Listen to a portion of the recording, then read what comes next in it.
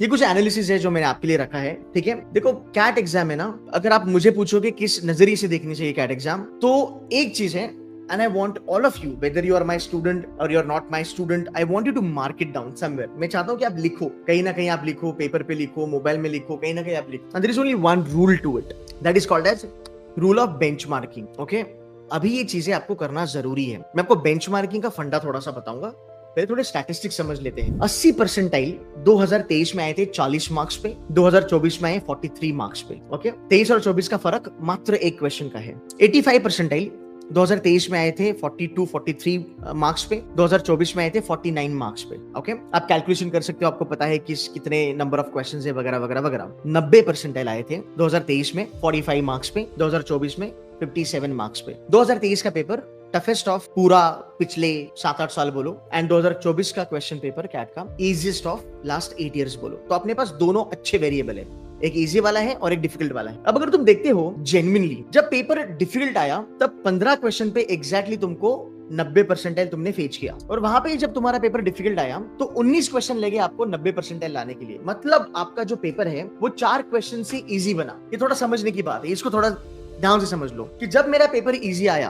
अब बच्चे कहेंगे कि सर 15 क्वेश्चन करना तो मेरे लिए बहुत अच्छी बात है, 15 क्वेश्चन तो मैं करके आऊंगा, 5-5-5 करूंगा, वापस वही फंडे। आप कहोगे फिर 19 क्वेश्चन है, 19 क्वेश्चन तो मेरे लिए डिफिकल्ट हो जाएगा। याद रखना, आपका पेपर जब भी इजी होता है, जिस बच्चे की कैपेसिटी 15 क्वेश्चन करने की है वो आराम से 19 क्वेश्चन लगाएगा, क्योंकि number of questions doable in the easy paper वो ऑटोमेटिकली बढ़ जाता है। ओके, और जब पेपर आपका डिफिकल्ट हो जाता है तो number of questions that can be done आराम से वो नंबर घट जाता है। अब ये आपको जानना क्यों जरूरी है, इसका क्लासिक एग्जांपल मैं आपको देता हूं। 3 लाख बच्चे इंडिया में कैट एग्जाम लिखते हैं, 2,90,000 लिखते हैं, मतलब कैलकुलेशन के लिए 3 लाख बोलते हैं। इमेजिन करो इंडिया जैसी कंट्री में जहां पे यूट्यूब पे इतने ज्यादा वीडियोस है, इतने बड़े बड़े मैराथन हो रहे हैं, इतने बड़े बड़े चीजें हो रही है, लोग फ्री में सब कुछ करा रहे हैं, है ना, व्यूज जा रहे हैं 20,000, 25,000, 30,000, 50,000, 80,000, 90,000। भाई अगर आप देखोगे सिर्फ 60,000 बच्चा 80 परसेंटाइल कर पा रहा है, मतलब सिर्फ 60,000 बच्चा 13 से लेके 15 क्वेश्चन कर पा रहा है कैट में। और ये हम कभी सोचते नहीं है जब हम प्रिपेयर करते हैं, हम बस रैट रेस में लगे हुए हैं, राइट। तो इतना फोकट में पढ़ाने के बाद भी, इतना फ्री की मैराथन करने के बाद भी,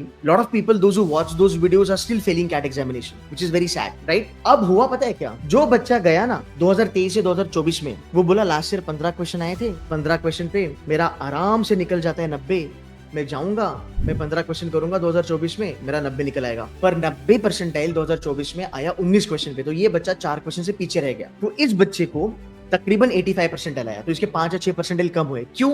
बिकॉज बहुत सारे जो मेंटर्स होते हैं वो स्कोर वर्सेस परसेंटाइल पुराने कैट के पेपर को बेस बना के बताते हैं, बट हम मिस करते हैं difficulty level, and difficulty level is mother of CAT exam. अगर आप ये समझ पाते हो, आप सॉर्टेड हो। अब आप कहोगे केतन सर आप भी तो वही कर रहे हो, नहीं, I am not yet done. मैं आपको बताऊंगा इसका फंडा क्या है। तो अगर आप देखोगे आपका जो पेपर है वो 4 क्वेश्चन से इजी हुआ, 4 या 5 क्वेश्चन से इजी हुआ। अब देखो आपका जो 95 परसेंटाइल, छोड़ दो 95 को, 99 देखो, 99 आपका 2023 में बना 76 मार्क्स पे, और 99 आपका बना 2024 में 96 मार्क्स। ओके, बट यहाँ पे एक बहुत खूबसूरत चीज है जो आपको जाननी जरूरी है। दोनों भी सालों में 95 से लेके 99 पे अगर मेरे को जंप करना है, मुझे 9 क्वेश्चन करने की जरूरत है, और दोनों जगह पे। तो 95 से लेके 99 वाला जो ब्रैकेट है ना, पेपर इजी है डिफिकल्ट है, नंबर ऑफ क्वेश्चंस डुएबल आपके मोरल सेम ही रहने वाले हैं, बिकॉज वो टॉप जनता है, 5% वाली जनता बढ़िया है। बट अगर आप देखोगे 80 परसेंटाइल से 95 तक अगर मुझे जाना है, it is not that a big task at all, and 95 के आपके लिए बहुत ज्यादा कॉलेजेस ओपन होने वाले हैं। एटलीस्ट पहले 95 तक चलने की कोशिश करो। सो 95 अगर मैं देखता हूं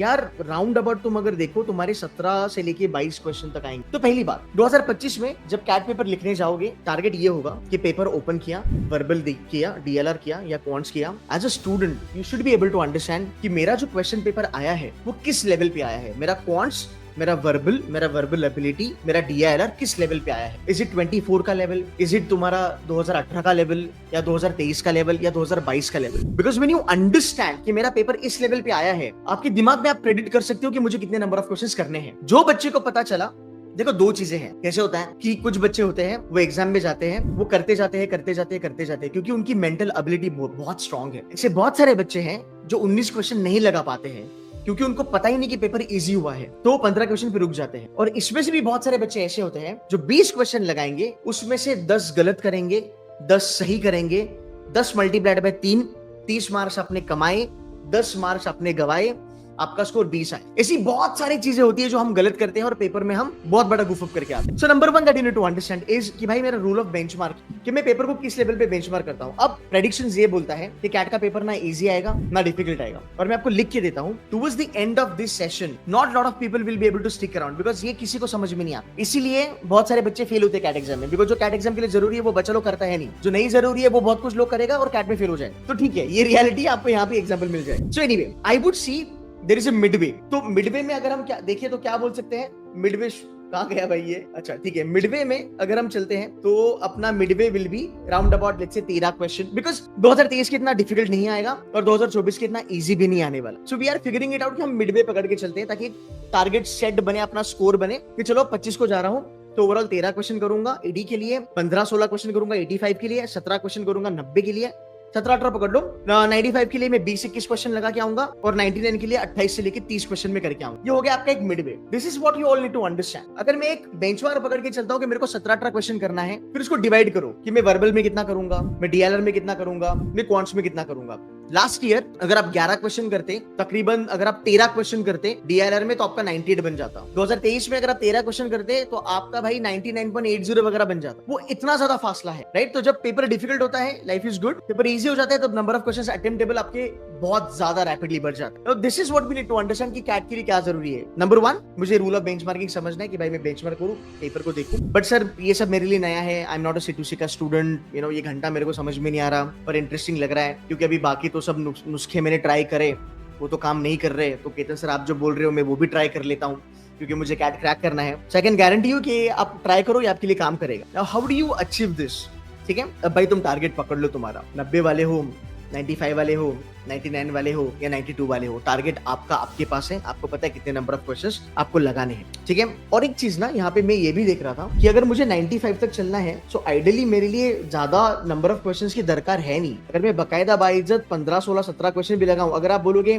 केतन सर मैं 15 क्वेश्चन अगर लगाता हूं तो मैं 85 परसेंटाइल पे आ जाऊंगा, 85 पे मेरे बहुत सारे नॉन आइम्स भी निकल जाएंगे, तो मैं 5-5-5 करूं। तुम अगर बोलोगे 85 के लिए मैं 5-5-5 करूं, तो मैं काम करो कैट की किताबें बंद कर दो अच्छे से मस्त। आज दशहरा है, पूजा किया होगा मेरे ख्याल से, तुम कल से स्नैप के लिए काम करो या कल से तुम एनमैट के लिए काम करो। बिकॉज अगर तुम बोल रहे हो मैं 5-5-5 करूंगा, बुरा मत मानना, तुम बेवकूफ हो प्लीज। एज ए मेंटर मेरा काम है आपको थोड़ा सा डांट के बताना, प्लीज डोंट माइंड। बिकॉज मेरी जान 5-5-5 में वर्बल का कट ऑफ नहीं निकलेगा, क्वांट्स निकल सकता है और डीएलआर अगर इजी आया तो डीएलआर का भी कट ऑफ नहीं निकलेगा, तुम समझ रहे हो। तो भाई अगर तुम 15 क्वेश्चन को 5-5-5 या फिर अगर तुम लेट्स से 18 क्वेश्चन को 6-6 कर रहे हो तो तुमको बेवकूफ बनाया गया है या फिर तुम बेवकूफ हो। बिकॉज कैट इस तरीके से नहीं चलता। And this is a very very basic reason to understand that why people fail CAT. It is not about पढ़ाई, it is not about burning the midnight oil, it is not about I failed CAT exam because मैंने 60 marks नहीं लगाया, मैंने 30 marks नहीं लगाया, मैंने 40 marks नहीं लगाया। It's a very simple reason कि सर जो बेसिक चीजें थी कैट की, जो स्ट्रैटेजी थी वो मैंने कभी सीखा नहीं, ना ही मैंने समझा, क्योंकि मैं फेक मोटिवेशन पे गया। तो यहाँ पे अगर तुम जाओगे तो बेटा तुम्हारे लग जाएंगे। तो be very careful about it.